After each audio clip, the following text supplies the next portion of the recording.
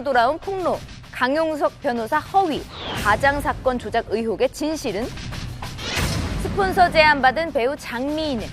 현직 기자들이 알려주는 스폰서의 실체는?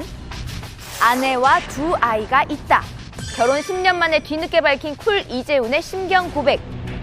신종 코로나 바이러스로 비상 걸린 연예계.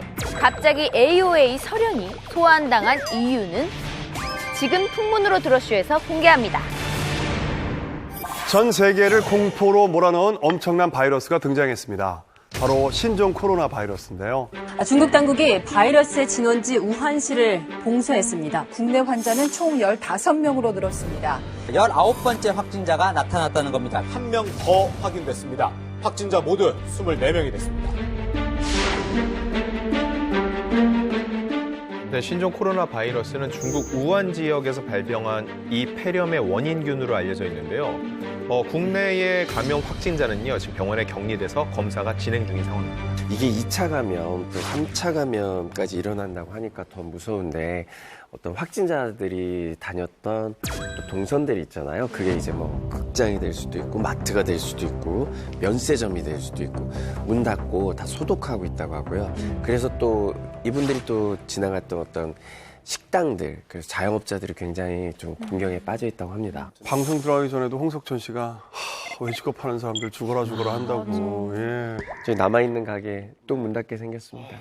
네, 이미 중국에서는 사망자가 수백 명을 넘어섰습니다. 게다가 필리핀에서도 이 사망자가 나왔기 때문에 우리나라는 물론 주변국까지 지금 위험한 상황입니다. 네. 사실 미세먼지가 기승일 때도 마스크를 쓴 사람이 그렇게 많지는 않았었거든요. 근데 요즘에는 공공장소 가보면 전부 다 마스크를 끼고 있더라고요. 근데 감기 기운이 좀 있어서 감기 콜록콜록 하는 사람만 봐도 약간 겁이 날 정도로 조금 요즘에 많이 걱정이 되더라고요. 살에 걸려도 굉장히 눈치가 보여요. 네, 맞아요. 근데 저처럼 아이가 있는 엄마들이나 또 아빠들은 더 무서운 게 사실이에요. 맞아요. 왜냐하면 바이러스 자체가 면역력이 약한 애들이나 어르신들한테 더 위험하다고 하더라고요. 그렇죠. 네.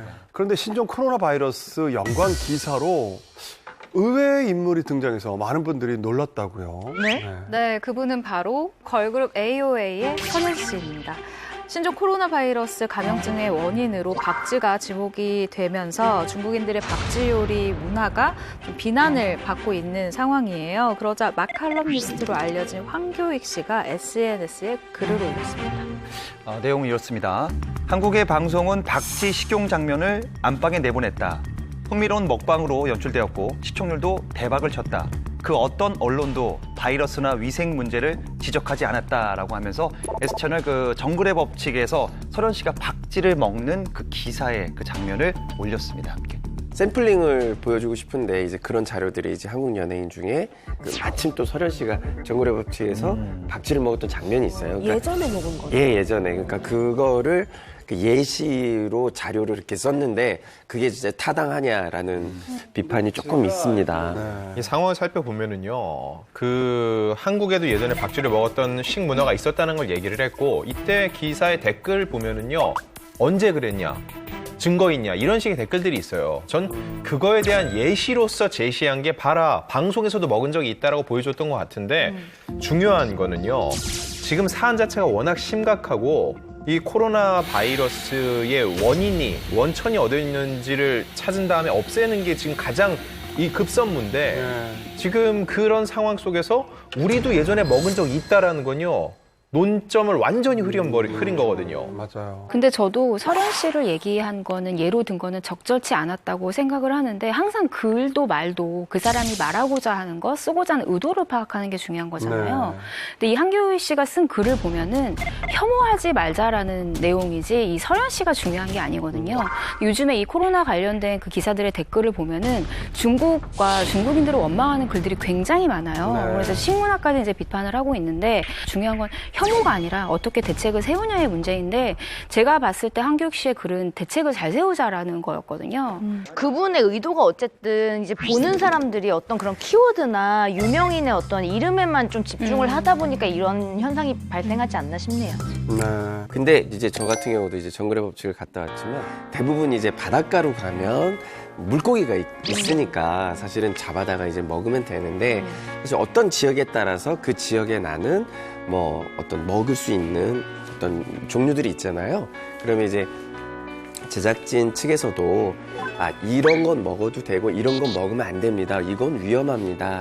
뭐 정확하게 얘기를 해줘요. 그래서 출연자 안전의 문제가 있기 때문에 그래서 아마 이 설현 씨의 박쥐 먹었던 거는 아마 그 지역에서는 흔하게 이렇게 먹는 어떤 그런 관습이 있는 그런 거에 그렇죠. 연관돼서 만들어진 게 아닌가라는 생각을 해봅니다. 설현 씨도 근데 되게 생뚱맞았을 것 같아요. 갑자기 4년 전에 그 먹방에 대해서 막 이제 얘기가 나온 거잖아요. 그 박쥐 먹방이 갑자기 화제가 되니까 조금 신경이 쓰이셨나 봐요. 그래서 SNS에 오늘 먹은 것이라면서 와인, 치즈, 포도, 피자, 파스타는 많이 올리셨네요. 음식 사진을 잔뜩 올리셨다고 해요. 오늘 많이 드셨네요. 어쩌다가 이 박쥐가 이 바이러스를 옮기는 숙주로 지목이 갑자기 된 건가요, 이게? 네, 그 박쥐가 되게 어둡고 습한 동굴에 살잖아요. 근데 박쥐 몸에 기생충이 아주 득실거린대요. 그리고 바이러스를 굉장히 많이 보유하고 있다고 알고 있거든요. 근데 이제 박쥐가 날아다니다 보니까 이렇게 날아가서 중간 숙주인 야생동물에게 언제든지 이거를 옮길 수가 있는 거죠, 바이러스를. 실제로 2003년도에 사스가 발생을 했잖아요. 그때는 네, 박쥐에서 사양 고양이, 그 다음에 사람 순으로 이어진 거고요. 또 2015년에 메르스 있었잖아요. 그때는 박쥐, 낙타, 사람 순으로 이어졌습니다. 근데 막 박쥐에서 이렇게 옮겨졌다고 하니까 또 직접 들으니까 직접 먹으면 너무 위험할 것 같다는 생각이 들긴 해요. 근데 저는 이 상황에서 그 박명수 씨가 했었던 말이 가장 적절하다라고 생각이 드는데요. 나라마다 음식 문화가 있으므로 폄하할 수는 없다. 하지만 질병으로 연결이 되면 금지해야 하지 않을까 싶다. 저는 이 의견에 전적으로 동감하고 있습니다. 네. 신종 코로나 바이러스 감염증 때문에 곤란에 빠진 건 설현 씨뿐만이 아닙니다. 네. 이 연예계도 지금 비상이 걸렸다고 합니다. 공개 코미디의 현장에 있는 분한테 들었는데 뉴스 나간 다음부터 신청자가 없어서 공개 코미디는 이제 관객들의 그 웃는 모습도 중간중간 같이 들어가잖아요. 방청객이 없다는 거예요. 방청객이 없기 때문에 이 녹화를 어떻게 해야 하지라고 하면서 그날 당장 뭐 오신 분들은 앞에 모시고 나머지 비늘자들은 전부 다 수거를 해가고 뭐 이런 과정을 겪었다고 하고요. 실제로 그 공개 코미디 할 때 마스크를 쓰고 박수를 치고 웃으니까 그 개그맨들이 반응이 너무 없어갖고 너무 힘들었다고 하더라고요. 사실 리액션도 되게 중요한데. 웃는 걸 어떻게 볼 수가 없대요. 마스크를 쓰고 있으니까. 뿐만 아니라 뮤직뱅크, 유희열의 스케치북, 뭐 쇼 음악 중심, 인기가요 이렇게 가수들이 나오고 또 방청객들이 나오는 이런 음악 프로그램 같은 경우도 이제는 방청객 없이 그냥 관객 없이 녹화를 하기로 결정을 했습니다. 아무래도 음악방송 녹화도 그렇고 이제 사람이 많이 몰리는 장소에는 한 명이라도 이제 막 감염자나 잠복기인 사람이 있으면 2차 감염, 3차 감염으로 또 이어질 수 있기 때문에 주의를 해야 될 것 같아요. 이게 긴 시간 동안 계속 마스크를 끼고 있을 수는 없잖아요. 너무 답답하죠.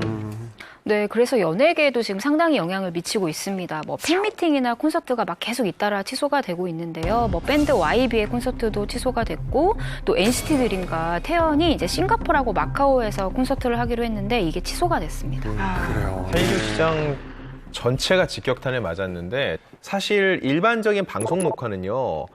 초청권이나 이런 식으로 추첨을 통해서 하는 경우 금전이 오가진 않잖아요. 이거는 금전을 통해서 만들어진 행사이기 때문에 취소하게 될 경우 엄청난 위약금이라든지 금전적 피해가 발생을 하는데 그걸 떠안기도 쉽지가 않은 거거든요. 이런 여러 가지 상황을 고려했을 때 한류 시장이 굉장히 지금 힘든 상황입니다. 타격이 크겠네요. 네. 네, 모쪼록 신종 코로나 바이러스 감염증이 더 이상 확대되지 않아서 하루빨리 그 평화롭던 일상으로 돌아갔으면 좋겠습니다. 네. 잘 씻으십시다. 그렇습니다. 네. 네, 이번 소식만큼은 이게 저한테는 정말 충격적인데요. 사실 내가 왜 모르고 있었을까. 한편으로는 부러우면서도 여러 가지 감정이 드는데 이지훈 씨가 알고 봤더니 결혼도 했고 아이도 있다는 소식을 제가 보도를 통해서 듣게 됐습니다. 이게 웬일입니까? 이게 다 입히네요. 깜짝 놀랐어요. 네, 그렇습니다. 혼성그룹 쿨의 이재훈 씨가 지난 2009년에 결혼을 하고 2010년에는 등녀, 그리고 2013년에는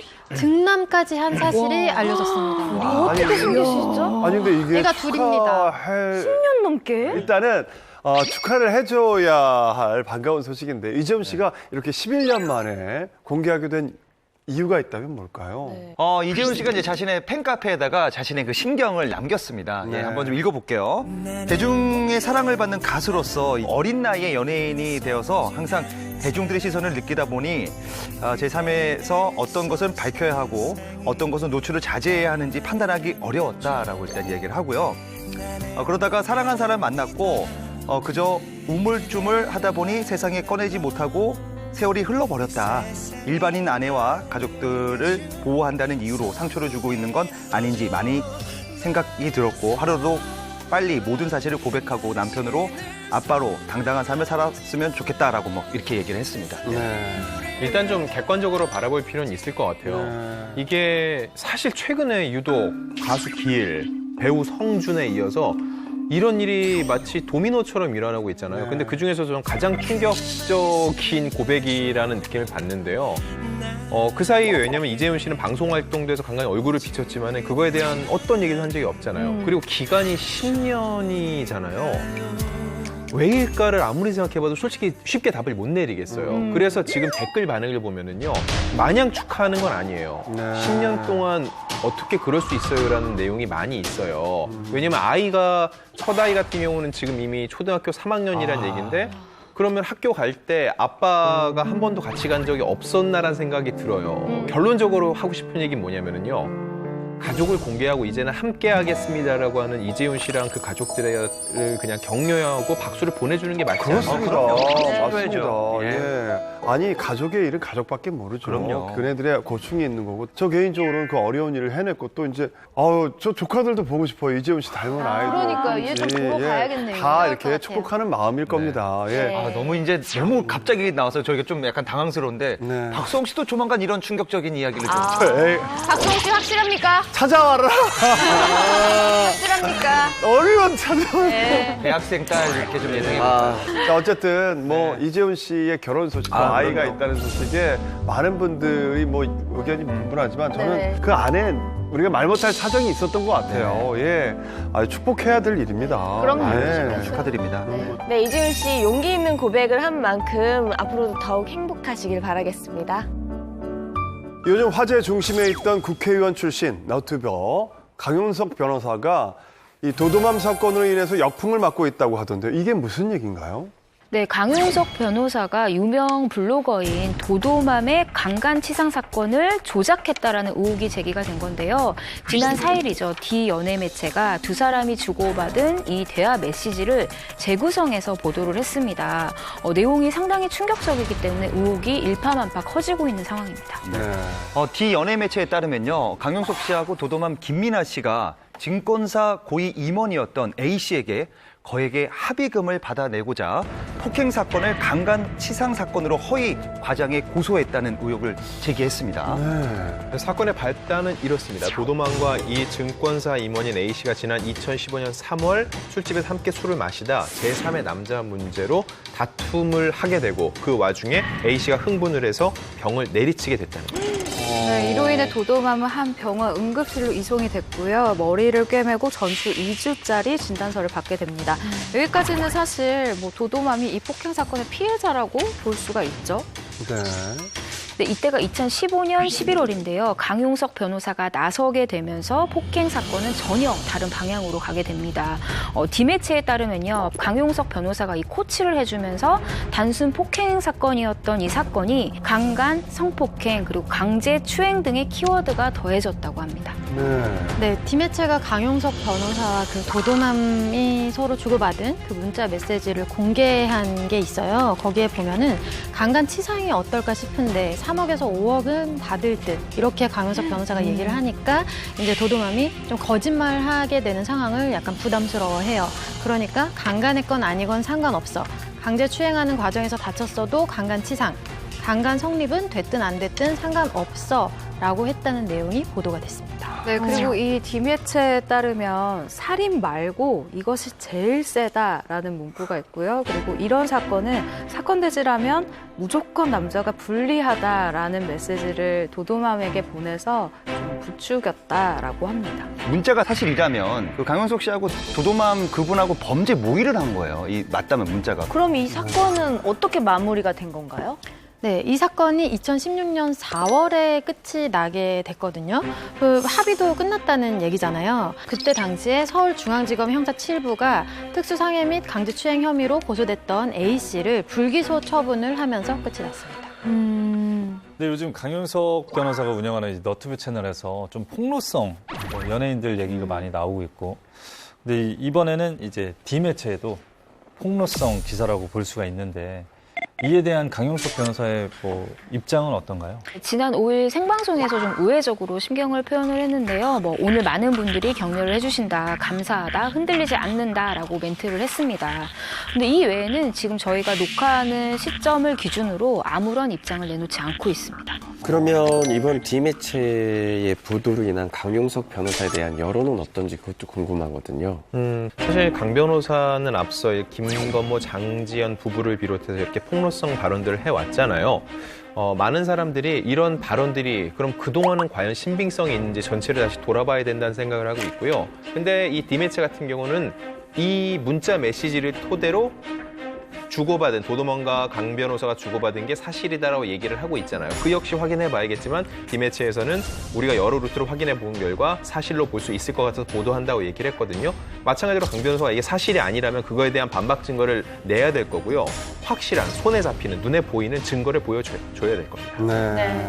근데 이거는 추측인데요. 저는 A씨가 이 D매체가 지금 보도한 이 원래 기사는 사실 재구성한 것이지 그 메시지의 원본을 공개한 게 아니거든요. 그래서 원본을 지금 D매체가 가지고 있는 것으로 보이는데, 이 D매체가 만약에 원본을 가지고 있다면 A씨가 D매체에 요청을 해서 좀 법적 대응을 하지 않을까라는 좀 추측은 드네요.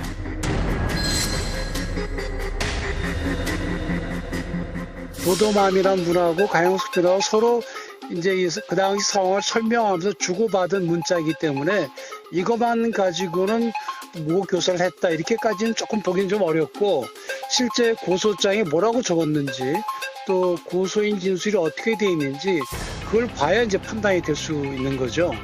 핵심은 그겁니다. 고소장에 뭐라고 썼느냐, 무고죄가 되느냐 안 되냐 할 때는 우리 변호사법에도 있지만 변호사는 공공성을 지닌 법률 전문직이거든요. 변호사가 이런 임무에 위반해서 예를 들어서 무고교사를 했다. 그렇다고 한다면 그것 자체로 형사처벌도 받거니와 변호사협회에서 징계를 받도록 되어 있죠. 징계는 견책도 있고 영구제명까지 여러 단계가 있죠. 네, D매체의 보도로 인한 강용석 변호사에 대한 의혹들 많은 분들이 참 주목하고 있는데요. 네. 앞으로의 상황 저희도 주의 깊게 지켜보겠습니다. 네. 이 실시간 검색어를 장악한 여배우가 있습니다. 바로 장미인혜 씨인데요. 무슨 일이 있었던 건가요? 네, 장미인혜 씨는 2003년 M채널 시트콤 논스톱 4로 데뷔한 이 배우인데요. 최근에 올린 SNS 글 때문에 화제선상에 올랐습니다. 근데 이 다이렉트 메시지를 이제 캡처해서 올린 건데, 이 내용이 굉장히 충격적인 내용입니다. 네. 안녕하세요. 저희는 재력가분들과 스폰서를 연결해드리는 에이전트입니다. 불쑥 메시지 보내드려 죄송합니다만 저희 고객분께서 그쪽 분한테 호감이 있으시다고 해서 연락드립니다. 생각해보시고 답 주시면 세부 조건 설명드려보겠습니다. 라고 적혀 있습니다. 너무하다. 저런 DM을 받으면 솔직히 좀 많이 짜증날 것 같아요. 너무 사람을 진짜 뭘로 보고 그런 생각 들지 않을까요? 받아본 적 있으세요? 저는 다행이네요. 받아본 적이 없네요. 네. 네, 아마 누구보다도 당사자인 장미인혜 씨가 가장 화가 날 텐데요. 그래서 짧고 굵게 답변을 합니다. 꺼져. 공개적으로 답변을 한 거죠? 공개적인 답변은 아니고요. 이 장미인혜 씨가 에이전시라고 밝힌 그 상대에게 DM을 보낸 그 전체 화면을 캡처를 해서 자기 SNS에 올리게 됐어요. 속이 다 시원하네. 얼마나 화가 났으면 그렇게 올렸을까 싶은데, 저 DM에 따르면 여배우와 스폰서를 연결해주는 저런 에이전시가 진짜로 존재를 하는 건가요? 그러니까요. 그냥 막말로 지들이 그렇게 부르는 거죠. 아, 지들이. 자칭 에이전시. 네, 그렇게 얘기를 하는 거고. 장미인혜 씨 말고도 이런 문자를 받은 연예인들은 또 있어요. 장미인혜 씨는 이거를 공개적으로 이렇게 저격을 한 거지만 이런 걸 올리는 것 자체가 또 다른 구설을 불러올 수 있다는 생각 때문에 받고도 다 묵인을 해버리죠. 제가 예전에 받은 제보 중에는 어떤 게 있었냐면은 모 포털 사이트에 아이디와 비밀번호를 받았어요. 들어가 보니까 정말로 거기 특정 여성 연예인 사진이 있고 가격까지 다 적혀 있었어요. 저도 이제 제보를 예전에 받은 적이 있었는데 나름대로 뭘 만들어서 들고 다닌대요. 메뉴판처럼 이름 써가지고 정말 메뉴판이라고 했어요. 저한테 표현을. 뭐 며칠에 뭐 어떻게 했을 때 뭐 얼마 뭐 이런 거 몇 번 만남에 이런 식으로 다 써 있대요. 근데 그게 사실 그렇게 했는지 안 했는지 절대 아무도 확인 못한 건데 거기 여성분들은 실제로 그런 사실을 알지도 못할 수도 있잖아요. 그쵸. 이야. 그래서 제가 그 사진에 올라있던 한 소속사와 친분이 있어서 연락을 했어요. 이런 게 올라있다 하니까 화들짝 놀라더라고요. 그러면 절대 아니라고 얘기를 하면서 그런 얘기를 들려줬어요. 사람들이 착각을 한다. 사진이 있으면은 그 사람들은 이미 그런 에이전트와 손을 잡은 여배우라고 생각을 하는데 그게 아니라 자기들이 임의로 몇 명을 그런 식으로 만들어 놓는다는 거죠. 거짓 자기들 사이트를. 마음대로. 그렇죠. 그러면 들어와 본 사람들은 정말로 이게 진행이 되고 있구나라고 착각을 하게 만들고 돈을 쓰게 만드는 건데 그 다음에 어떻게 되냐?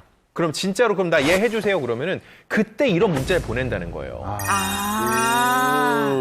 아니 거기 올라와 있는 것 자체만으로도 너무 수치스러울 것 같아요. 그러니까. 제가 예전에 스폰서 관련해서 내부자 고발 취재 기사를 쓴 적이 있었어요. 그런데 그런 제안을 했었어요. 브로커가 포털 사이트에서 네가 만약에 검색이 되면 네가 지금 받을 수 있는 돈에서 조금 더 업이 되니까 좀 더 많이 받을 수 있으니까 포털 사이트에다가 너를 인물 등록을 해라라고 권유를 하더라고요. 등록이 안 된 사람도 네, 등록이 안 되어 있는 사람 같은 경우에는 수수료를 왜냐면 떼는 거군요. 어쨌든 수수료를 30%를 떼가기 때문에 웬만하면은 이 여성이 받아가는 금액을 좀 많이 적게 하는 좀 약간 유도하는 걸 많이 봤었습니다.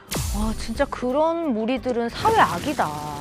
저랑 이제 같이 있던 여동생도 갑자기 오빠 이거 봐 문자 그러는데 자신의 그 SNS 계정에 사진을 보고 다이렉트 메시지가 개인 메시지가 왔는데 스폰서 필요하세요? 이렇게 문자가 왔더라고요. 많이 와. 그러니까 이 친구가 되게 예쁜 친구인데 뭐 사진이 괜찮으면 그런 식으로 접근하는 사람도 있고 사실 많은 분들이 이제 연예계 스폰서가 진짜 있냐 없냐를 궁금해 하시잖아요. 유명한 배우들한테도 가기는 가요. 근데 아는 자리에서 이렇게 합석을 하게끔 만들어서 이제 자기의 부를 과시한 다음에 친분을 쌓고 약간 교제를 하는 방식으로 가게 되는데 그 이제 일반적인 건강한 교제가 아니라 이제 금전적인 후원이 있는 그런 식의 후원을 받는 여배우도 있었거든요. 근데 진짜 정말로 이해가 안 가는 게 정말 극소수예요. 유명한 분들이 뭐 이렇게 아까 우리가 말한 이 스폰을 받는 경우 정말 극소수인데 정말 유명하고 돈을 정말 많이 버는 분인데도 그런 관계를 맺는 분들이 있긴 있어요. 왜? 그럴 때 좀 이해가 안 가요. 네. 좀 이해가 안 가죠, 사실. 근데 여자 연예인들은 요즘에 그 SNS 하고 그러면은 본인은 원치 않지만 이렇게 DM을 받는 경우가 있을 수 있을 것 같아요. 저는 그런 게 없고 없어요. 그 주위에서 친구의 뭐 아는 지인이 무슨 행사가 있는데 행사는 저희 뭐 많이 참여할 수 있잖아요. 근데 행사가 있대요. 그래서 뭐 행사 좋지 이렇게 얘기했는데 금액도 크더라고요. 그래서 그래?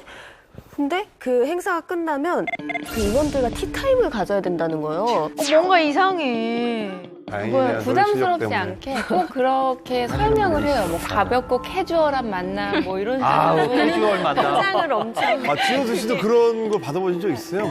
저희처럼 뭔가 이렇게 누가 봐도 그냥 날씬하고 예쁜 애들이 모여있는 직업군에는 어쩔 수 없이 따라오게 돼 있거든요. 근데 이제 그런 거를 에이전시가 있긴 있고 딜도 들어오고 하는데 꼭 듣기 싫은 그 단어들이 어디 아들이야, 걔 누구야, 나도 우리 엄마 딸이야. 너무 열받는 거예요. 더 이상 좀 안 그러셨으면 좋겠어요. 근데 이번에 장민혜 씨가 그 스폰서 제안 DM을 공개하고 나서 얼마 안 돼서 갑자기 굉장히 자극적인 기사가 났더라고요. 노스폰 외쳤던 장민혜, 알고 보니 유흥업소 출근 중이라는 제목인데 이거 무슨 말인가요? 그러니까 N 매체에서 이제 단독 기사가 올라왔는데요. 뭐 지난해 12월 이제 속해 이제 그 템플러라고 불리는 한 유흥업소에 뭐 주 몇 회씩 나와서 일을 했다라는 내용이었습니다. 근데 이게 사실은 아닌 거겠죠? 장민혜 씨의 말에 따르면 일단 지난해 12월 같은 경우는 활동차 중국에 나가 있었고 들어온 게 1월이래요. 그리고 악의적인 이런 허위 제보에 의해 나온 기사라면 일단 이 해당 언론사를 고소하겠다라는 강경 대응 입장을 밝혔습니다. 사실 이렇게 뭐 유흥업소에서 일을 한다 뭐 이런 기사가 기사로 나오면 이게 사실은 기자분들 입장에서도 팩트체크를 정확히 하고 나서 기사를 써야 되는 거 아닙니까? 그 잘못된 기사 하나가 나가면 사실은 연예인들은 그걸로 끝일 수도 있고 이걸 또 정정하고 또 반론 보도하고 이래도 사실은 사람들 생각에서는 기사가 이미 나왔는데 이미지가 다 망가지거든요. 누가 책임지지 않거든요. 이 M매체가 어떻게 취재를 했고 어떻게 보도를 했는지를 사실 저희가 같은 기자로서 평가할 수는 없어요. 잘했다 잘못했다는 얘기할 수 없어요. 다만 제가 말씀드릴 수 있는 거는요. 개인적인 상황에 대해서 그걸 기사화시키는 게 온당한지는 생각해 볼 필요가 있는 것 같아요. 예를 들어서 몇몇 연예인 출신 중에서는요. 실제로 유흥업소에서 마담이나 이런 걸로 일하시는 분들이 실제로 있습니다. 그래서 그분들에 대한 취재를 다 끝마친 적도 있는데 저도 근데 기사를 쓰진 않았어요. 왜냐? 그분이 대중적으로 봤을 때 어떻게 연예인이 유흥업소에서 마담으로 일을 해라고 얘기를 할 수 있지만 그 사람이 불법적인 행위를 하고 있는 건 아니거든요. 그냥 본인이 살기 위해서 또 하나의 직업을 얻었다고 생각할 수 있는 건데 그 얘기를 폭로하는 순간 그 사람은 아마 그 업소에서도 일을 할 수 없게 될 거고 연예인으로서는 완전히 사형 선고를 받는 거겠죠. 왜냐면 그 사람이 그렇게 뭔가를 다시 뭐 돈을 벌어서 뭔가를 또 하고 싶을 수도 있을 건데 그래서 장민혜 씨가 입장을 밝혔잖아요. 만약에 본인이 억울하시다면 반드시 법적 대응하시길 바랍니다. 반드시요. 여기서 고소해야죠. 유야무야 그냥 안 하고 넘어가면 사과받았다 어떤 식의 또 얘기가 나올지 모르겠지만 유야무야 넘어가려고 하면은요. 그 다음 장민혜 씨의 기사가 달릴 때 댓글 반응은 그냥 넘어갔네? 뭐 있나 봐. 이런 식이 나올 거거든요. 그러니 반드시 분명히 짚고 넘어가셔야 될 겁니다. 최초, 최고, 최다. 놀라운 기록으로 기네스북에 오른 스타들. 신문 1면만 무려 891회. 언론사 전담반까지 만들며 연예계를 떠들썩하게 만든 톱스타는 개인 공연 8,500회 기록을 보유한 스타는 누구? 봉준호 감독은 수상 계획이 다 있구나. 칸 찍고 아카데미까지. 시상식 현장 비하인드 스토리 단독 공개. 지금 공개합니다. 지금부터는 정말 따끈따끈한 소식을 전해드리려고 합니다. 한국 영화 최초로 아카데미 시상식 본상 후보에 오른 봉준호 감독의 기생충에 대한 이야기를 할 텐데요. 네, 기생충이 작품상, 감독상, 각본상, 편집상, 미술상, 국제극, 영화상 등 무려 6개 부문에 노미네이트가 됐어요. 와, 진짜 기생충의 놀라운 기록은 지난해 5월부터 시작을 했죠. 한국 영화 최초로 칸 국제영화제에서 황금 종려상을 탔습니다. 그때도 대상이죠. 정말 깜짝 놀랐네요. 그 이후로 골든글로브 시상식에서 외국어 영화상도 타고 영국 아카데미 시상식에서 오리지널 각본상과 그리고 외국어 영화상까지 탔거든요. 계속해서 수상 소식이 지금 이어지고 있습니다. 네, 바로 오늘이죠. 봉준호 감독의 기생충이 한국 영화 최초로 미국 아카데미 시상식에서 트로피를 들어올렸습니다. 와, 이거 눈물 나, 이거. 아직도 짜릿하네요. 아카데미 시상식에서 우리나라 사람이. 저는 기대는 했는데 설마 설마 했거든요. 봉준호 감독이 저기 나오네. 어느 정도 기대하긴 했었는데 정말 그랬는데.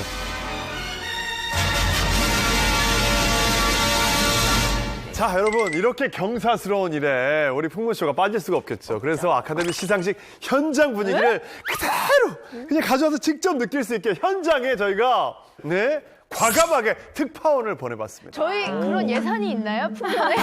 우리 예산으로만 꼭 갔다고 생각하지 마십시오. 네, 다른 예산. 큰 돈 썼는데. 자, 불러올게요. 자, 특파원!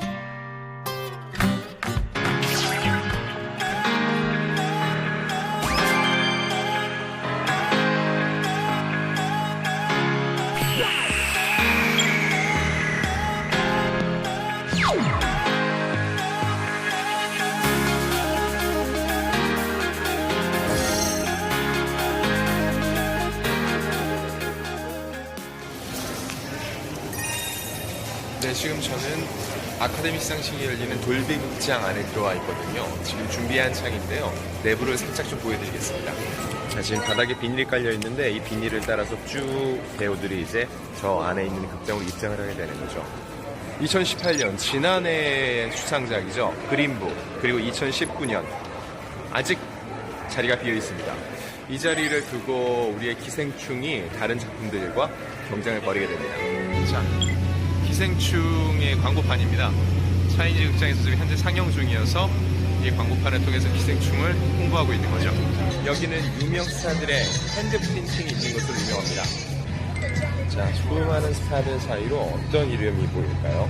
국민배우 안성기 씨 이름입니다. 지난 2012년 6월 23일 날 핸드 프린팅과 족적도 남겨져 있습니다. 그리고 그 바로 위에는 이병헌 씨의 핸드 프린팅도 보이는데요. 두 분 모두 이곳에 와서 이렇게 기념적인 행사를 치르고 있습니다. 네, 지금 저는 아카데미 시상식이 열리는 레드카펫 현장에 나와 있습니다. 지금도 보면 화려한 드레스와 시도를 입은 많은 인파가 보이시죠? 이분들은 모두 기자들입니다. 세계 각지에서 모인 기자들인데요. 이 레드카펫에서 쭉 걸어 들어가면은 앞에 보이는 저곳 포토월에서 기념사진을 촬영하고요.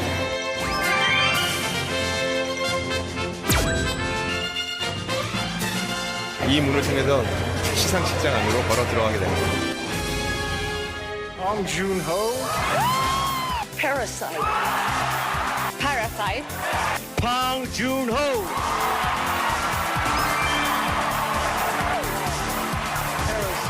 This is very first Oscar to South Korea. Thank you. 시나리오를 쓴다는 게 사실 되게 고독하고 외로운 작업이죠. 또 저의 대사를 멋지게 화면에 옮겨준 우리 지금 와 있는 우리 멋진 기생충 배우들에게도 감사드립니다. Thank you. I will drink until next morning. Thank you.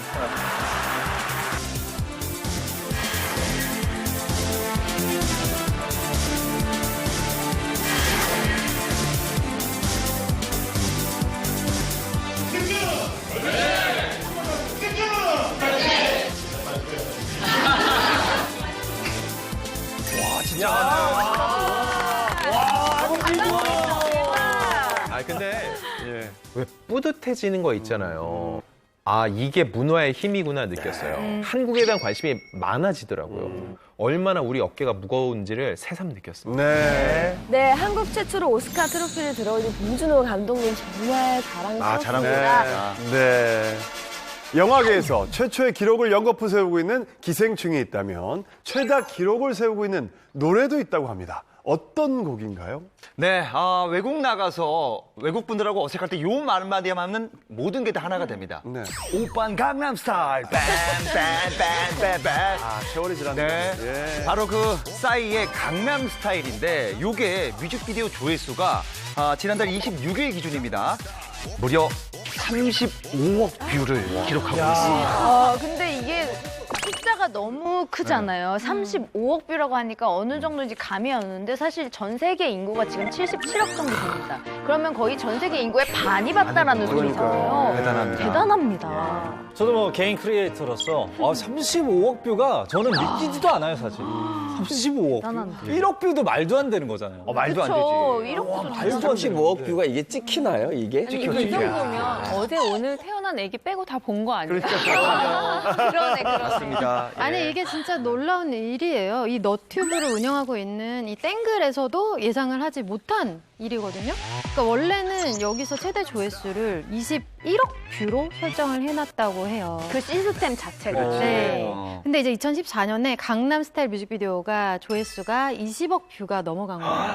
그래서 이 땡글에서 조회수를 어떻게 바꿨냐면 922경 뷰. 경이요? 까지 나오네. 경 오랜만에 듣네. 네. 경 우리 옛날에 어렸을 때 장난칠 때나 이런 숫자 입으로 처음 말해보는 거 같아요. 해 뭐 이런 단위는 해도 있어요. 그렇게 업그레이드를 했다고 합니다. 네. 정말 우리의 싸이 씨가 글로벌 기업 굿땡을 움직였다라는 얘기인데 정말 자랑스럽습니다. 신기록을 세우고 있는 기생충과 강남 스타일처럼 연예계에도 잘 찾아보면 엄청난 기록을 보유한 스타들이 굉장히 많거든요. 제가 소개해드릴 이 분은요, 공연만 한 8,500회 이상인데, 8,500회가 와닿지 않는 분들한테 말씀드릴게요. 1년이 며칠이죠? 365일. 그렇죠. 10년 하면은 3,650일. 와, 대박. 20년 동안 매일 공연하시면은. 하루도 안 빼놓고. 그렇죠. 와, 공연의 기계네, 완전. 근데 보세요. 사람이에요? 그럴 수가 있나? 평일보다도 주말 위주로 공연을 많이 하잖아요. 그러니까 이분은 매년 매주마다 찾는 곳이 있어서 결국은 기네스북에 오른 분입니다. 대단하신 분이네. 과연 이분이 누굴까요? 그럼 그 정도로 이제 공연을 8,500번 이상 하려면 최소 남진 선생님이나 나훈아 선생님 정도는 돼야 되지 돼야지. 않을까요? 연배도 그 정도 되고, 예. 저는 조금 더 옛날로 가서 이미자 선생님. 아, 이미자 선생님도 가능성이 있어요. 이미자 선생님. 정말 궁금하실 텐데 그 주인공을 저희가 네. 직접 스튜디오에 모셨습니다. 와, 풍물쇼가 대박이다. 자, 레전드. 그분을 직접 모시겠습니다. 나와주세요.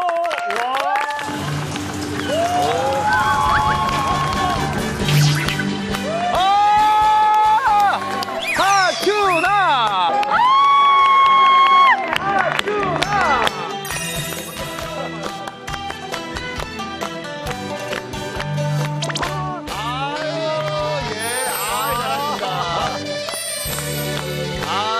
잘하신다. 고우시다. 그리워서 찾아온 고향 마산항에 비가 내린다. 옷으로 나를 데려다줘 그일만 알아야 한다.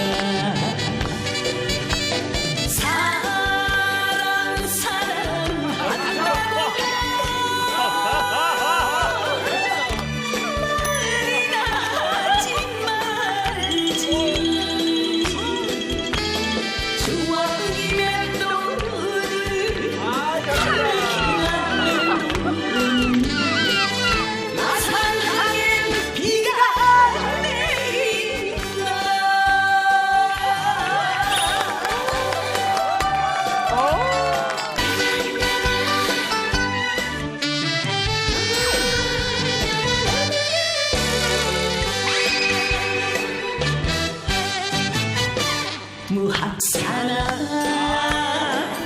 너는 알겠지 용마사나 너도 알겠지 내 목숨처럼 사랑한 사람 그는 지금 어디에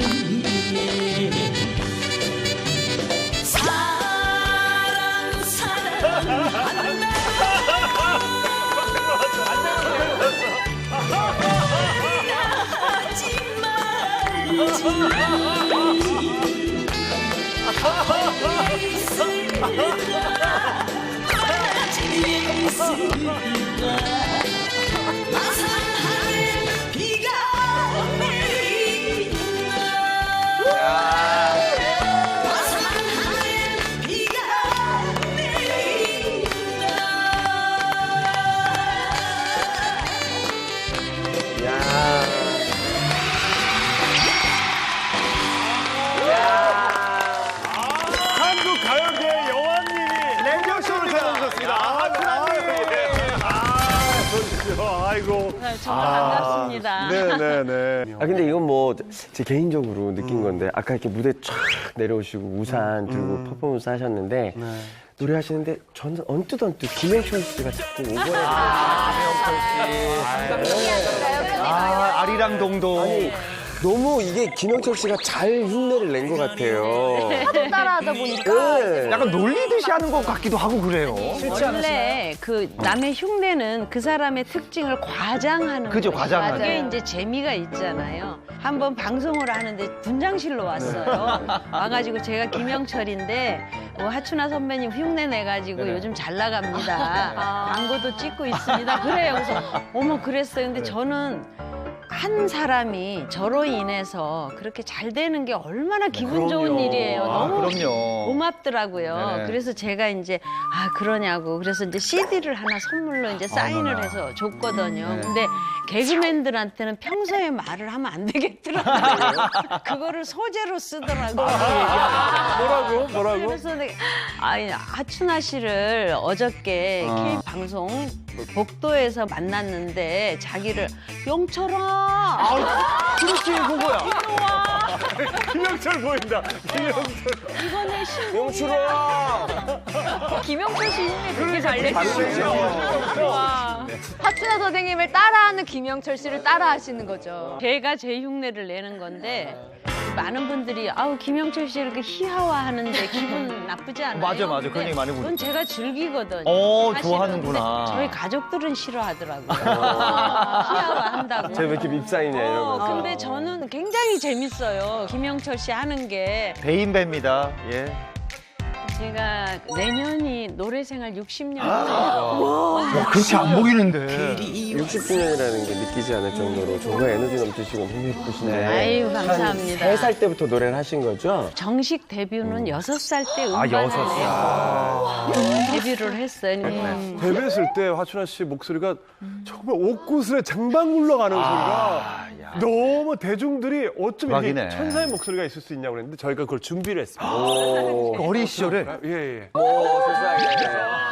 어머 세상에. 하나예요. 금년에 7살입니다.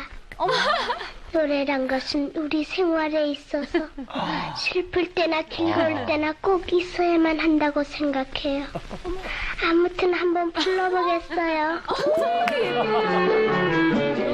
성황사 신령님께 두 손 모아 기도드려 딸 없는 게 기교가. 요즘 그 소위 말하는 신동 출신인 거잖아요. 그렇죠. 어렸을 때부터 노래 신동. 그 당시로 6살짜리가 대중가요를 음반을 낸 사람이 없었대요. 없죠. 그래서 네. 그게 화제가 돼서 외국에 이제 기자들이 이렇게 와서 취재를 하고 이미 월드스타였구나. 그럼 그 정도로도 이미 기네스북 아닌가요? 6살. 그렇죠. 네, 그것도. 마이클 잭슨이 밴 불렀을 때가 아마 4살입니다, 4살. 그 다음에 깬 거예요, 그거? 원래 기록은 뒤에 사람들이 깨게 되어 있는 거잖아요. 근데 제가 솔로로. 조사해 보니까 마이클 잭슨보다 더 어린 나이에 데뷔한 가수가 있습니다. 그럼 또 깼겠죠. 조르디라고 우리랄라 베이비 했던 이 친구가 이제 기록 보이잖아요. 일단. 어쨌든 근데 최초로 가장 어린 나이에 앨범을 냈던 거는 하춘아 그렇죠. 씨가 시작됐는데 그 다음에 마이클 잭슨, 조르디 이렇게 기록들을 깼구나. 네, 그렇죠. 저희가 팩트 체크를 할게요. 개인 공연을 자그마치 8,500회. 해서 기네스에 등재가 돼 있다고 하는데 이거 사실인 거죠? 네, 제가 70년대부터 80년대 초반까지 10년간을 이제 1년이면 180일을 공연을 했어요. 대박이다. 그러면은 우와. 하루 쉬고 하루 한 거죠. 그죠. 네. 근데 요즘은 많이 해야 낮에 한 번, 밤에 한 번이에요. 요즘 근데 그때는 낮에 밤에 한 번? 예? 무슨 말씀이세요? 요즘은 많이 또 많이 하는 건데. 2회 공연. 예. 많이 해야 2회 공연. 그러면 전에는 5번 했어요. 예? 5번 하루에 5번을? 그럼요. 대박이다. 5번이 목소리가 나오세요, 그러면? 세력이 돼요? 그래서 제가 19살 때부터 공연을 했는데 시민회관이 화제로 이제 재건축을 하고 있었고 우리 가수들은 공연장이 없으니까 영화관을 빌려서 공연을 하게 됐어요. 그럼 영화관이 한 1,000석밖에 안 돼요. 네. 근데 하루에 5,000명이에요. 그러면 그걸 다 하려면은 나눠서. 나눠서. 다 그러니까 한 번 끝나면 다 이제 나가게 하고 그다음에 새로 받는 거예요. 그래서 공연을 5번 하는 게 허다했어요. 우와. 그 수많은 공연 중에서 특히 기억에 남으시는 공연 있으세요? 여러분이 잘 아시는 이리역 폭파 사고 있죠. 그때도 제가 거기서 콘서트를 했어요. 그날도.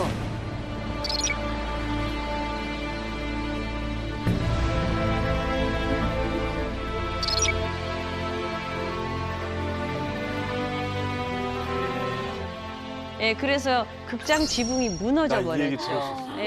이주일 선생님이 업고 나온 네, 것도 이주일 씨가 그때는 업고 무명이었고요. 저의 전속 사회자로 있었거든요. 근데 이제 그 속에서 저를 업고 나서 생명을 구해준 운이 아, 격동이 그러니까 정말 그 오랜 세월 그 수많은 공연을 하면서 정말 별별 일을 다 겪었죠. 그 공연에서 이주일 스님이 이제 맞아요. 화춘하 씨를 구해내시고 그게 인연이 돼서 두 분이 친해지셔서 화춘하 씨 공연의 전담 MC가 되신 거예요. 그래서 이주일 씨가 빛을 보시기 시작했어요.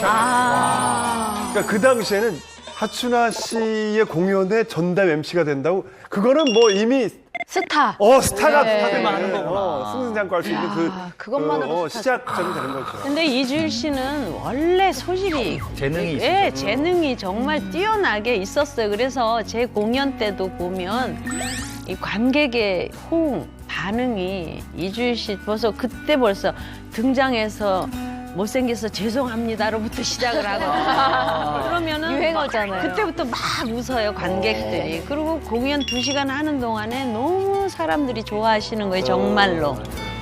예? 내가 감자같이 못생겼다고요? 에이구. 혹자들은 선생님께서 공연을 하셔서 굉장히 많이 돈을 버셨을 거라고 생각을 하는데 제가 자료를 찾아보니까 1974년부터는 그 부친이 하종원 선생님의 그 권유로 자선 공연을 굉장히 많이 하셨다고 그러거든요. 그러니까 권유가 아니고요. 저희 아버지께서 저를 6살에 데뷔를 시키면서 계속 말씀을 하셨어요. 그러니까 교육을 시킨 거죠.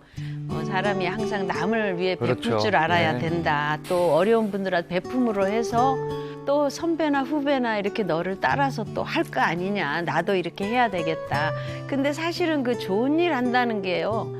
남 모르게 해야 돼요. 이렇게 알리고 하는 게 아니거든요. 그래서 쭉 모르게 했어요. 모르게 했는데 50주년 공연 기자회견을 하는데 그때도 이제 그 다문화 가정 어린이들 돕는 공연을 했어요. 초등학교 지어주는 걸로. 그런데 어떤 기자가 아니 그러면 하춘하 씨 도대체 자선 공연에 해서 이렇게 기부한 돈 액수가 얼마나 되느냐고 이렇게 갑자기 질문이 온 거예요. 그런데 제가 그게 계산이 안 되더라고요. 왜냐하면 70년대 초반에는 서울 100평짜리 집이 한 200~300이면 샀어요. 살 수 있었어요. 근데 제가 이제 공연 끝나면은 뭐 이렇게 1,000만 원, 2,000만 원 그 당시 기부를 했거든요. 하니까 그게 지금 얼마예요? 건물을 사지 그랬어, 선생님. 정도가 아니지. 건물. 그걸 다 기부하셨을 때 다 좋은 일에 쓰신 거 아니에요? 그거? 근데 사실은 그거 산 거보다도 더 마음이 좋지. 네, 너무 그냥 뭐라 그러나요? 그걸 기쁘다는 표현도 좀 모자래요. 굉장히 뿌듯하고 그럼요. 그렇게 마음이 평화스러울 수가 없어요. 이거 진짜 어려운 거거든. 연예계에서 최다 기록을 세우고 있는 또 다른 스타는 누구인가요? 네, 이분은 무려 신문 1면에 891회나 자신의 이름을 올린 기록을 가지고 있는 일면에? 슈퍼스타입니다. 내 이름은 이효리. 아! 거꾸로 해도 이효리. 네, 바로 이효리 씨입니다.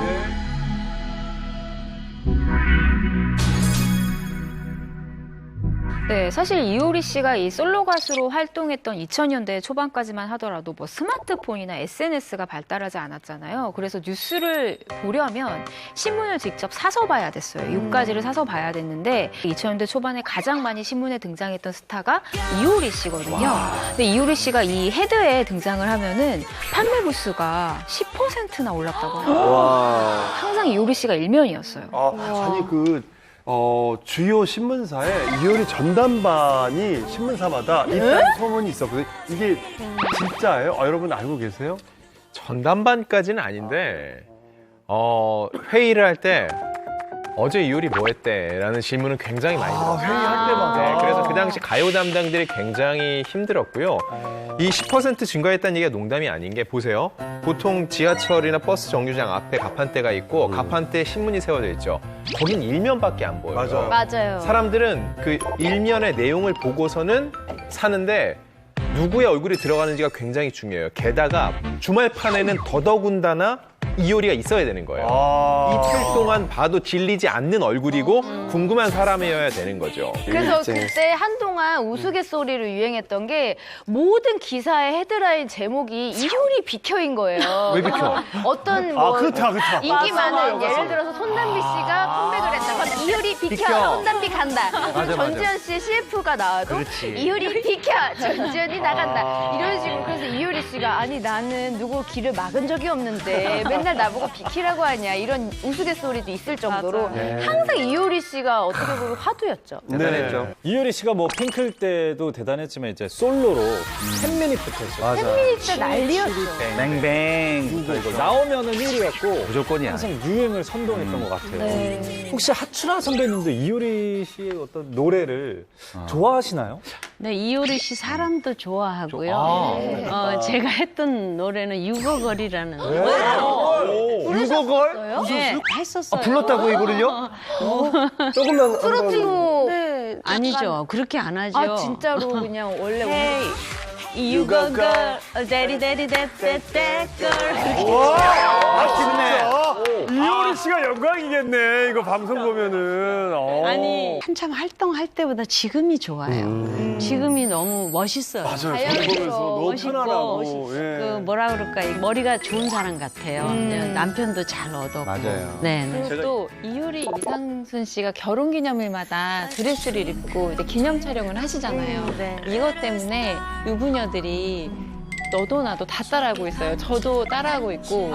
그래서 남편들이 엄청 피곤해요. 근데 너무 부럽고 멋있어요. 그리고 이효리 씨 때문에 스몰 웨딩도 유행한 거죠. 엄청났죠. 저는 이효리 씨가 입었던 그 웨딩 드레스가 엄청 비싼 이제 명품 드레스겠거니 했는데 나중에 알고 보니까 태국 여행 때서 한 10만 원짜리 드레스라고 하더라고요. 저는 그걸 보면서 역시 페어널이란 말이 괜히 나온 게 아니구나. 얼굴이 중요하구나. 그런가 하면 최장시간 공연 기록을 세운 가수가 있습니다. 최장시간이에요. 최다의 8,500회가 있다면 가장 오래 공연한 사람은 누군가요? 바로 예상하셨을 것 같은데요. 가수 이승환 씨입니다. 이승환 씨 데뷔 연도가 1989년이거든요. 근데 이 데뷔 앨범명이 BC603이라는 앨범인데 이 데뷔할 때부터 이분은 기록을 세우셨어요. 이 데뷔 앨범이 판매고 100만 장을 기록을 했는데요. 또 이승환 씨가 올해 데뷔 31주년이에요. 근데 스스로 이승환 씨가 본인을 소개하기를 나는 가요계의 삼엽충 같은 존재다 이렇게 소개를 하시더라고요. 네, 하지만 이승환 씨에게 가장 잘 어울리는 수식어는 아무래도 공연의 신. 네, 이것이 아닐까 싶은데요. 탈주종을 불허하는 정말 끝없는 열정, 그리고 지치지 않는 체력, 그리고 한계 없는 이 도전 정신. 사실 이승환 씨 공연을 한 번이라도 본 분이라면 이 말에 정말 공감을 하셨을 것 같아요. 정말 자신만의 브랜드 공연을 만들어내는 독보적인 뮤지션입니다. 그런 이승환 씨가 지난해 데뷔 30주년을 기념을 해서 엄청난 기록을 세우셨다고요? 지난해 6월에 이제 단독 콘서트를 했는데 최장시간 기록을 세우신 거예요, 이분이. 몇 시간 정도 했을까요, 공연을? 보통 3시간 정도 하잖아요. 5시간 정도 넘어야 되지 5시간 않을까요? 정도 하면은 그래도 팬들이 최장이면 너무 일찍 끝났는데 이런 분위기예요. 6시간. 에이, 6시간. 거짓말. 7시간은 됐나? 여러분 놀라지 마십시오. 깜짝 놀랍니다. 무려 공연을 9시간 30분 30초를 합니다. 9시간? 야, 이거 대박 아닙니까? 그동안 계속 어떻게 해요, 체력이 그걸? 외모적으로 봤을 때 이승환 씨 좀 작고 좀 여리여리하고 이러셔서 9시간까지 노래를 할 수 있는, 공연을 할 수 있는 체력이 될까? 이런 생각이 드는데. 이거는 자꾸 의심하지 마세요. 그냥 팩트니까요. 지난해 6월 15일에 오후 4시에 시작된 공연이 새벽 4시 10분에 끝났습니다. 그런데 생각해보면 12시간 10분이잖아요. 두 번의 인터미션이 있었는데 본인의 휴식을 위해서가 아니라 관객들 배고플까 봐. 관객들 밥을 먹어야지. 뭐 식사 시간도 있어요. 그렇죠. 이 사람들이 이제 응원하다가 막 쓰러질 수도 있으니까는 두 번의 인터미션은 사람들 밥 먹이려고 했던 거고 순수하게 공연 시간이 9시간 30분 30초였는데 자 보세요. 뭐 길게 느려서 하면 하겠지라고 생각하는데 제일 중요한 건 뭐냐? 9시간을 넘게 채울 레퍼토리가 있다는 겁니다. 맞아요. 그렇지. 곡수가 그렇게 많아요. 이승환 씨가 그만큼 굉장히 많은 히트곡을 갖고 있다는 거 정말 전 세계적으로 유례 없는 기록이에요. 우리 하춘아 선배님도 마음만 먹으면 레파토리 면에서는 저는요, 그렇게 뭐 계속해서 9시간 이렇게는 아니지만 2시간씩 하루에 5번 공연이면 그렇지. 10시간이잖아요. 10시간이죠. 연속적으로 하지는 않고요. 실제로 제가 이승환 씨 콘서트를 이제 가서 구경한 적이 있단 말이에요. 근데 이때 이 정도는 아니었는데 실제로 팬들이 이승환 콘서트 하면은 도시락을 싸갖고 와요. 중간 먹으려고. 먹으면서. 기본이 6시간, 7시간 하거든요. 네. 그러면 9시간을 넘게 공연했던 이 공연이 세계 기네스북에 올랐겠네요. 그랬겠네요. 아쉽게도 실패. 네? 왜요? 실패했습니다. 왜 실패요? 이승환 씨가 이 부분에 대해서 그래서 실제로 기네스북 본사에 연락을 했었대요. 왜 안 되느냐, 나도 해달라라고 했더니 본사에서 이렇게 얘기를 합니다. 인도에서 일주일 넘게 노래한 사람이 있다. 일주일 넘게? 아니 근데 기네스북 뭐야? 올릴 수가 없다. 모니터를 하고 있는 거예요. 인도에서? 9시간 가지고는 어떻게 알아? 할 수가 없다. 그래서 증명된 거예요? 그러니까 이승환 씨가 이거 좀 이상하다. 우리는 지금 3,000명이 모여서 같이 9시간을 넘게 노래를 한 거다. 다른 개념인데. 라고 주장을 강하게 했으나 받아들여지지 않았다고 합니다. 이거는 좀 인도의 일주일. 그 사람 아직도 부르고 있대요? 어떻게 이승환 씨가 9시간 넘게 공연을 하면 사실은 중간에 관객들이 급한 일도 있고 너무 졸리기도 하고 뭐 이렇게 나갈 수도 있지 않습니까? 이런 관객들은 없나요? 이승환 씨 콘서트는? 그럴 리가 없습니다. 이 공연 자체는 사실 이승환 씨가 아주 오랜 이 골스 팬들, 뭐 아주 오래된 나의 덕후들이죠. 네. 이 아주 오래된 나의 소중한 팬들을 위해서 2012년도부터 선보이고 있는 헌정 공연이라고 해요. 그래서 실제로 이 공연에 갔다 온 제 친구가 있는데 정말 그 현장의 에너지가 대단하대요. 일단 계속해서 함성을 지르고 다 같이 떼창을 계속해서 부르고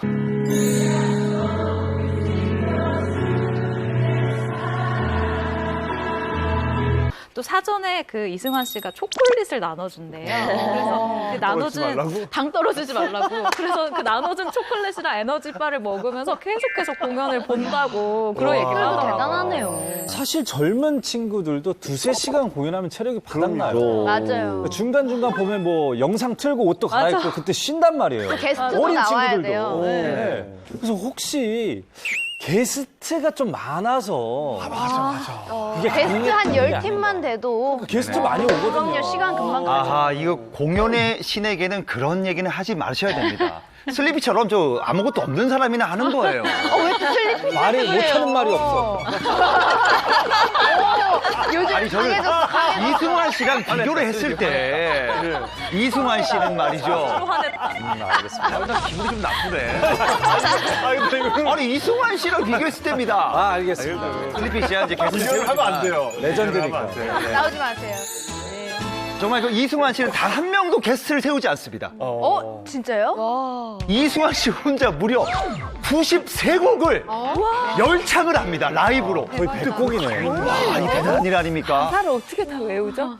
근데 가사는 어떻게든 외울 수 있다 쳐도 그게 목이 성대가 나만하질 않고. 대단하신 거죠. 아니, 예. 선배님도 공연을 8,500회나 하셨는데 혹시 노래를 제일 많이 하셨을 때 하루에 몇 곡을 부르셨어요? 하루에 한 150번. 그럼 이승환 씨 하셨네.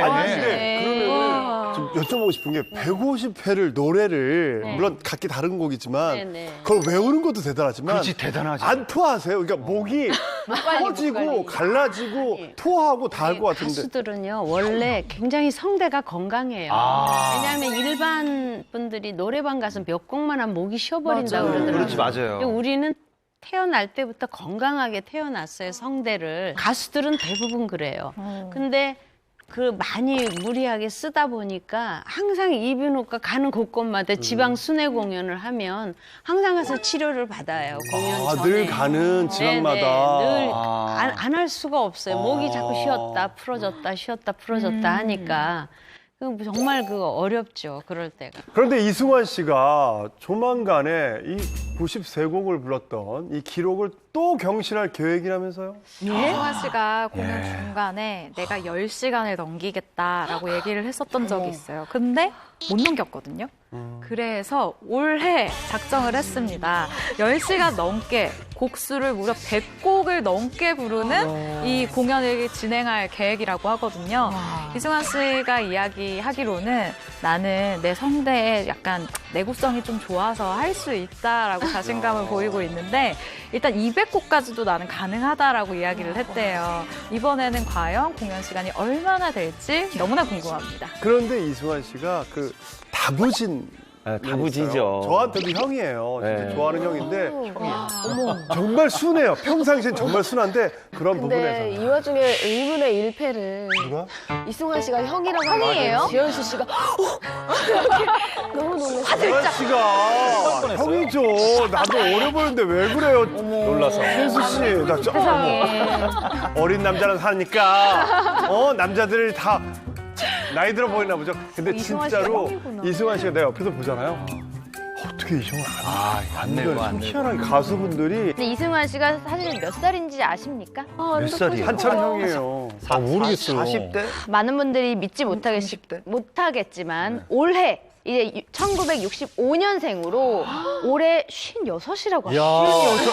엄청난 동안이시죠. 저희 시아버지랑 동갑이시네요. 진짜로? 시아버지 친구다. 아니 그리고 부활의 김태원 씨 그리고 배우 김희성 씨랑도 동갑이에요. 어머, 김태원 씨하고? 진짜 믿어지지 않을 정도로 동갑이신데 우리 홍석천 씨, 박성 씨보다는 당연히 형이고요. 이승환 씨는 오빠인데. 정말 가수분들이 에너지가 또 넘쳐나시는데 이승환 씨도 그 에너지가 정말 어마어마하신데 분명히 비법이나 그런 원천이 있지 않을까요? 하고 태어난 그거 말고. 네, 일단 이 공연에 가보시면 아실 것 같은데 공연 끝까지 정말 지친 기색 없이 함성과 떼창을 함께하는 엄청난 수의 팬들이 있습니다. 이 팬들이 준비해 왔었던 이벤트 세트가 있었는데 제가 기억에 나는 게 일단 꽃가루 그리고 휴지 이렇게 던지는 휴지폭탄 아시죠? 휴지폭탄 그리고 종이 비행기, 카드 섹션까지 팬들이 이제 가수한테 역조공을 하는 약간 그런 이벤트를 굉장히 많이 해요. 그래서 단순히 공연을 보는 것뿐만 아니라 내가 함께 즐기면서 할 수 있는 공연. 그래서 팬들이 아무래도 이승환 씨 이 공연을 하는 이 원동력이 아닐까, 힘의 원천이 아닐까 생각이 듭니다. 정말 이승환 씨는 오로지 공연을 위해서 산다고 보면 됩니다. 뭐 정말 공연이 잡히면은 아예 밖에 나가질 않아요. 뭐 이런 얘기를 해요. 공연이 잡혔는데 길거리를 걸어 다니다가 자빠지면 어떡하지? 뭐 심지어 급성 맹장이 걸리면 어떡하지? 걱정이 많으시네요. 그래서 병원에 가서 아예 맹장을 떼어낼까? 떼어달라고 하면 의뢰를 해볼까? 이런 적도 있다고 해요. 갑자기 급성맹장 올까 봐. 그러니까 건강한데도 이 정도로 모든 걸 다 조심히 하면서 오로지 공연에만 매달리는 정말 이승환 씨는 거의 뭐 매일 3시간씩 운동을 해요. 공연을 위해서. 아니 근데 정말로 이승환 씨를 되게 여리여리한 이미지로 생각하시는 분들이 많은데 저도 얼마 전에 이승환 씨 그 공연하는 영상 봤거든요. 깜짝 놀랐어요. 아니 거의 뭐 헬스를 완전 이소룡보다 근육이 정말 크더라고요. 사람이 너무 완벽하고 이게 매력이 없는 건데 약간 좀 이승환 씨한테 인간적인 매력이 있는 어떤 포인트가 있을까 싶습니다. 네, 있어요. 이승환 씨는 뇌가 인간적입니다. 아, 뇌? 뇌가? 이승환 씨가 기억력이 별로 좋지 않다 이렇게 고백을 한 적이 있어요. 그 고등학교 다닐 때 IQ 검사를 한 거예요. 근데 학교에서 어머니를 소환을 했대요. 이승환 씨 어머니를. 그 엄청 높거나 낮을 때만 맞아요. 무언가가 네. 이상했으니까 부른 거겠죠. 근데 어머니가 오셔서 IQ를 보고는 이승환 씨를 말없이 꼭 안아주셨다고. 낮은 거네. 굉장히 IQ가 인간적이었나 봐요. 슬프네요. 근데 실제로 이승환 씨가 가사를 잘 못 외워요. 그래서 음악 프로그램에 이 프롬프터를 도입하게 된 게 이승환 씨 때문이라고 하더라고요. 진짜요? 근데 신기한 게 그 9시간을 그럼 계속 그걸 보면서 하진 않으실 텐데 대단하신 것 같아요. 그러니까요. 그 최초로 프롬프터를 이렇게 해주신 게 수많은 가수들이 감사해야 될 진짜. 일인 것 같아요. 왜냐면 원래 외우고 있는 가사도 노래를 부르다가 갑자기 생각이 안 날 때가 안 나죠. 많거든요. 갑자기 안 나올 때가 있어요. 갑자기. 입에서. 그 래퍼는 이제 래퍼니까 더 가사가 많을 거 아니에요. 그죠? 기본적으로 한 3배에서 5배 정도는 그거 다 처음부터 보고 해요, 그러면? 안 보죠. 볼 때가 있죠. 왜냐면은 없어요. 컴피티션 같은 경우 시간을 별로 안 준다든지 아니면 갑자기 뭔가 콜라보로 이 가수랑 콜라보로 해서 해봐라. 그럴 가사를 써서. 때는. 이럴 때는 정말 어제 필요하거든요. 썼는데 오늘 무대 해야 되고 이런.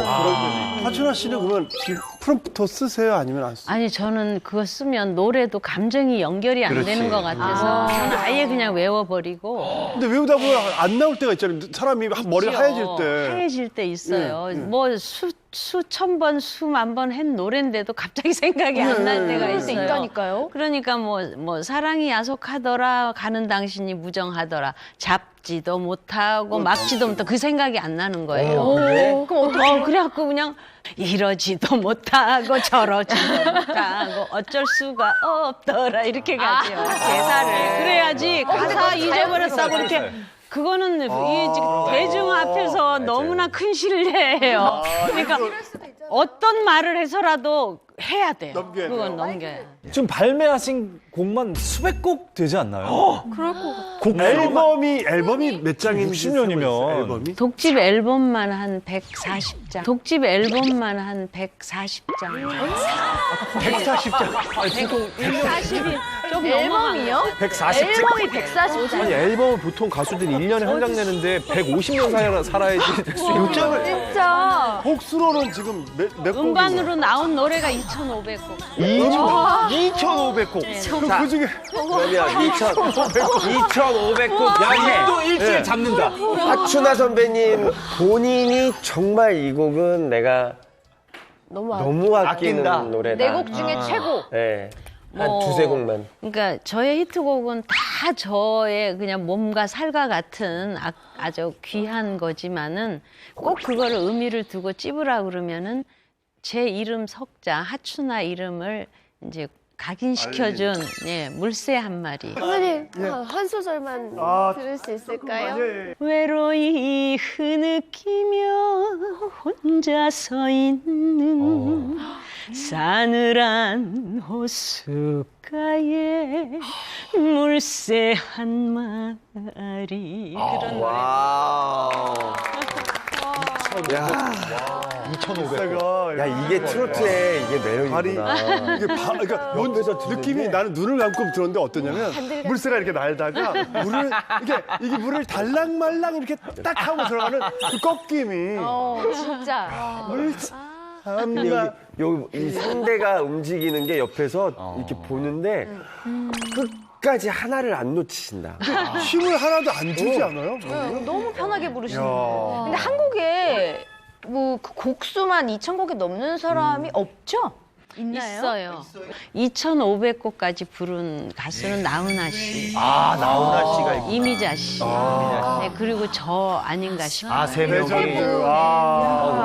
기록이네요. 자, 2,500곡이나 발표하셨더니 정말 기록의 여왕 나오십니다. 네. 모든 일에는 원조가 있기 마련이죠. 연예계에도 이미 수십 년 전에 최초의 기록을 세운 전설 속의 1호 스타들이 존재합니다. 네, 1960년대에서 70년대에 음악을 주름 잡으며 영화 산업을 이끈 배우 신성일 씨인데요. 1960년대 영화 아마 이 영화 제목 다 아실 텐데 로맨스 빠빠로 데뷔를 했습니다. 또 영화 맨발의 청춘이 공전의 히트를 치면서 최고의 스타가 됐습니다. 저도 너무 좋아했는데 한 번은 11살 때로 기억을 하는데 모 잡지사에서 각 분야의 상을 줘요. 제가 최우수 소녀 가수상을 받고 신성일 씨가 최우수 남자 배우상이에요. 그래서 그때 처음 실제로 보는데 이게 시상식장에서 저는 이제 이 큰 눈이 더 커져가지고 너무 좋아가지고 빛이 나던가요? 어렸을 때 본데요. 몸에서 빛이 쫙 나요. 그 광채가 대단하더라고요. 그렇게 멋있었어요. 그래서 제일 부러웠던 분이 누구라고요? 어맹나 씨. 제가 꿈이 뭐였냐면 이 다음에 내가 유명해져서 신성일 감독님하고 꼭 포옹하는 장면을 한번 찍어야 되겠다. 근데 그 꿈이 딱 눈앞에 온 거예요. 제가 19살 텐데 그녀라는 시나리오가 집에 왔어요. 근데 상대 역이 신성일 씨. 어머나. 저는 이거 웬일이야. 가수고요. 신성일 씨는 아이 하나 딸린 유부남. 그 유부남인데 이제 부인이 돌아가신 거죠. 사별했군요. 근데 제가 지방 공연을 가다가 그 딸이 교통사고가 난 거예요. 그러니까 제 차가 그랬으니까 병원으로 뻔한 스토리지만 네네네. 병원에 찾아가서 신성일 씨가 그 딸 아버지니까 만나게 돼가지고 이제 사랑을 하게 되고 이제 포옹하는 장면이 있어요. 그래서 이제 그날만 기다리고 있었는데 기분 나쁘게 새벽에 뭔 전화 벨 그때는 때르릉 하고 오는 전화 유선이라잖아요. 근데 이제 그 전화를 집에서 받으니까 영화사가 부도가 난 거예요. 아이고야. 내일 안 그래서 찍는다고. 그 장면을 못 찍었어요. 그래서 결국은 신성일 선배님이랑 통신 못했어요. 못한 거예요. 그래서 내가 박수홍 씨가 진행하는 프로에서 이 얘기를 했었어요. 예. 그랬더니 엄앵란 씨가 아이 쌤통이다. 야, 그랬었구나. 네. 자, 신성일 씨 이야기가 나오니까 막 정말 감이 오는데요. 신성일 씨와 엄앵란 씨가 1964년에 결혼식을 올린 우리나라 최초의 어떻게 보면 톱스타 부부거든요. 네. 뭐 그것도 맞지만 그 신성일 씨 혼자 한 건 아니잖아요. 그렇죠. 네네. 신성일 씨 혼자 1호 최초로 한 타이틀이 있습니다. 그게 바로 수입차 1세대 연예인이십니다. 어떤 거죠? 그죠? 세계에서 이제 가장 많이 팔린 그 스포츠카 이제 F4 멋땡땡이잖아요. 이거를 국내 최초로 선보이신 분이 바로 신성일 씨입니다. 이야. 네. 근데 1960년대, 70년대에는 이 외제차를 탄다는 게 뭐 거의 꿈 같은 일 아닌가요? 그 수입차를 뭐 구입할 수 있는 방법도 뭐 너무 어렵고 네. 금액이 엄청났을 거예요. 그랬을 가격이. 텐데요. 네네. 아니 그 당시만 해도 수입차라는 게 뭔지나 사람들이 알았겠습니까? 멋땡땡 60년대, 이런 거 70년대 때 모르죠. 모르죠. 어떤 차종이 있는지 모르는데 그 시기에 수입차가 가당키나 하냐 그 어려운 걸 신성일 씨가 해냈습니다. 1968년에 영화 볼리트를 보고 그 영화 속에서 멋땡땡이 나오는데 한눈에 반해버렸거든요. 뭐 땡땡이면 지금도 되게 비싸거든요. 그 당시에는 남편이 차를 좋아하니까 아시는구나. 또 저는 뭐 땡땡이도 몇 번 서봐가지고 비싸다는 거를 알고 억대잖아요, 있는데 억대. 네. 이때는 진짜 상상도 못할 금액이었을 거예요. 얼마였을까? 일단 신성일 씨가 자동차 광이니까 가격 신경을 안 쓴 것 같으니까 자 물가 상승률을 고려해도 그 당시 이 멋땡땡의 가격이 지금 가격의 10분의 1도 안 됐어요. 640만 원. 근데 보세요. 당시 집 한 채가 얼마였을까요? 집 200만 아까 원. 200만 원. 그렇죠. 200만 원 정도였으니까는 집에 집 세 채 가격을 들여서 멋땡땡을 사신 거예요. 와, 통이 진짜 크시네요. 이것도 이제 그 당시 차들을 보면은요, 약간 색이 칙칙하다는 표현이 맞을 정도로 굉장히 무채색이었는데 인디언 레드 색상의 1969년식 멋땡땡 마1을 대단합니다. 장장 그 시기에 구입을 하신 겁니다. 우리나라에 한 대 있었겠어요. 그때는 집 세 채를 그냥 타고 다니신 거예요. 약간 엄앵란 선생님 입장에서 봤을 땐 참 철없다. 속이 터질만하다. 속이 터질만하다. 먼저 겪으셨네요.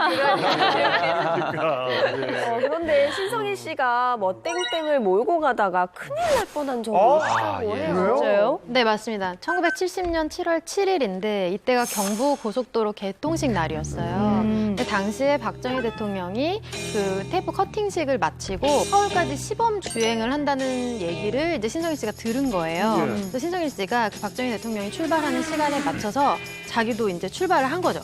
왜 굳이 약간 경쟁심이 생기셨나요? 네, 좀 그랬나 봐요. 그래서 출발을 했는데 그러다가 이렇게 엄청 질주를 하다가 마침내 추풍령 부근에서 박 대통령의 의전 행렬을 지나쳤다고 합니다. 그러자 이제 박 전 대통령이 이런 얘기를 해요. 저 빨간 차 몰고 확 지나간 놈 잡아라.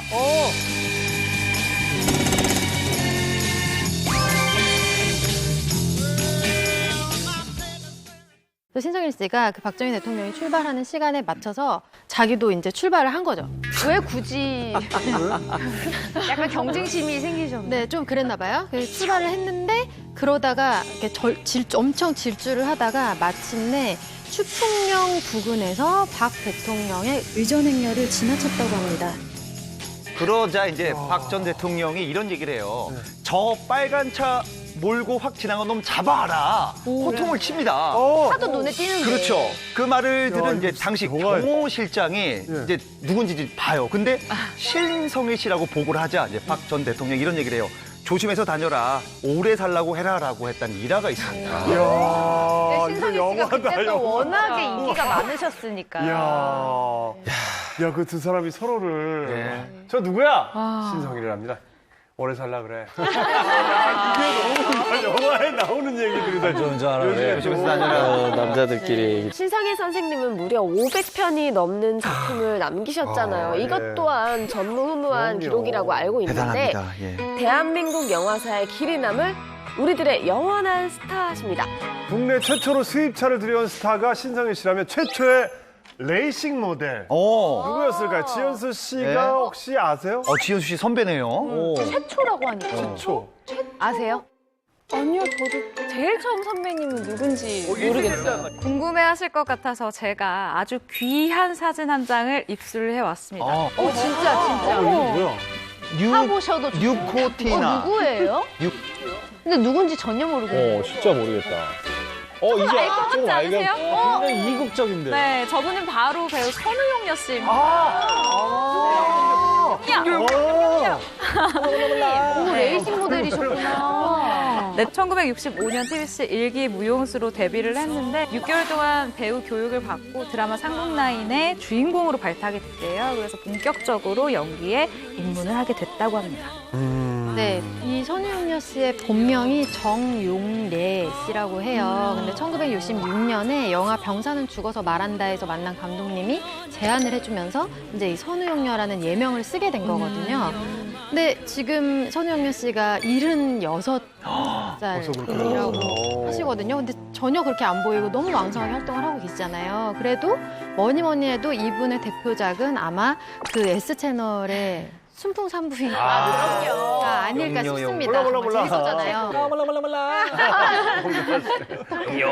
그러면 선우용녀 선생님께서 제가 활동한 레이싱 모델 선배님이신 건가요? 그런 거예요? 진짜 1세대 아니에요? 아쉽게도 아닙니다. 아니에요? 아니에요? 저 사진이 언제냐면요. 1971년에 그 현땡 자동차 뉴코티나 신차 발표회 현장인데요.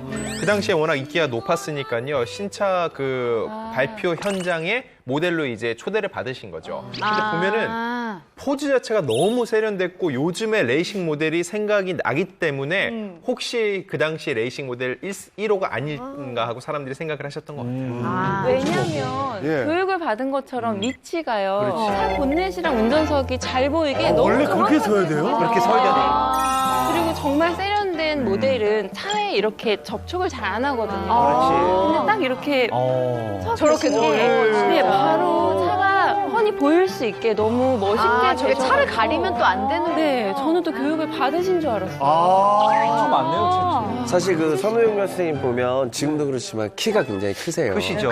키도 164cm고 굉장히 서구적인 마스크고 근데 사진 한 장만 탁 찍어도 그냥 모델 포스가 나는 그런 스펙을 갖고 계십니다. 생각해보세요. 사람들이 구입하는 것 중에 가장 비싼 게 집이죠. 집 외에 그 다음이 바로 차거든요. 차에 가장 큰 돈을 투자하기 때문에 항상 차의 모델은요, 당대 최고의 연예인만 씁니다. 근데 저 시기엔 그런 개념이 없던 찰나에 선우용녀 씨가 저 차의 저 신차 발표에 참여를 하고 저 사진이 공개되는 건요, 스타와 자동차의 만남이라는 하나의 이런 트렌드를 만드는 시작점이라고 볼 수 있어요. 그래요. 예.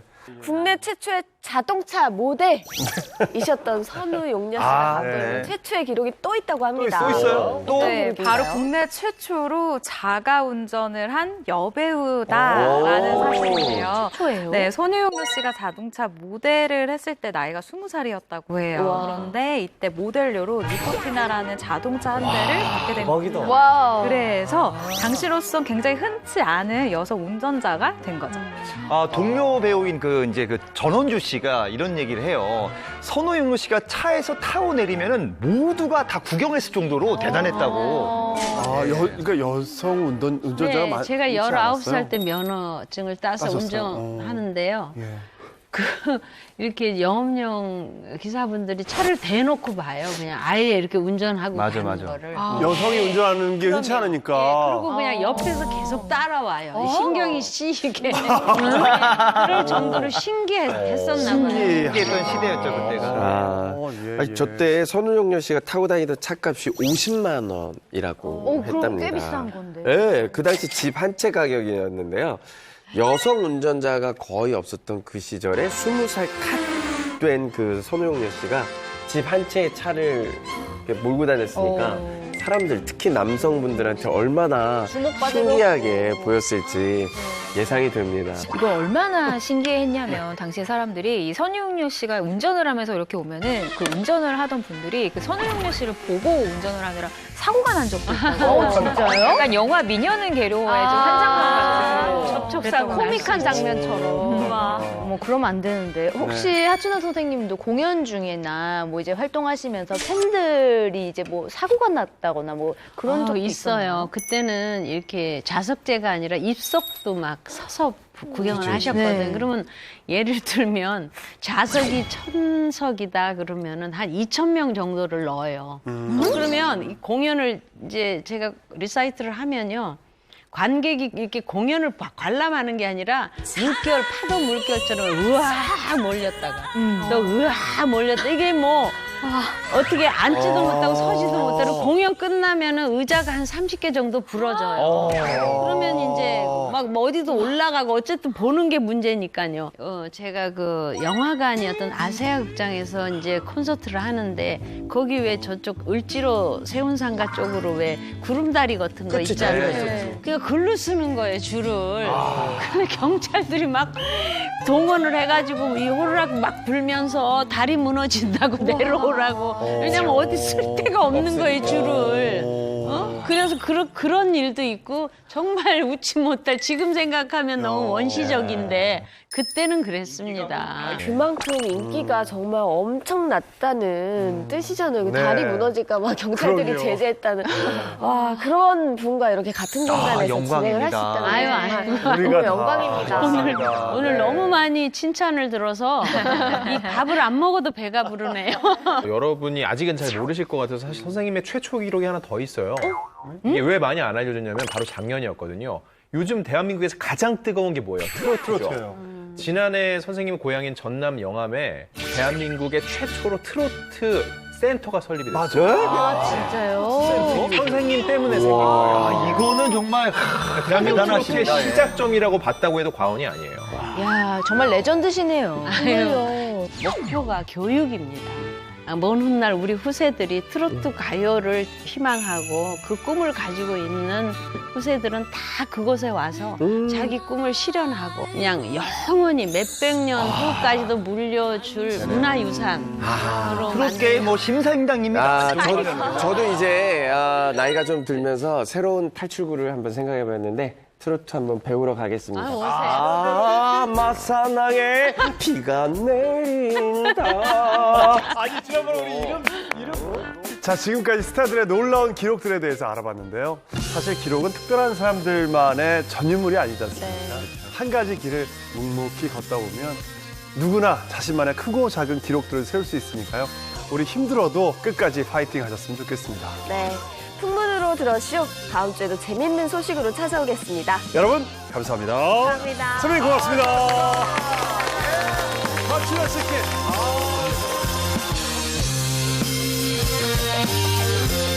채널 A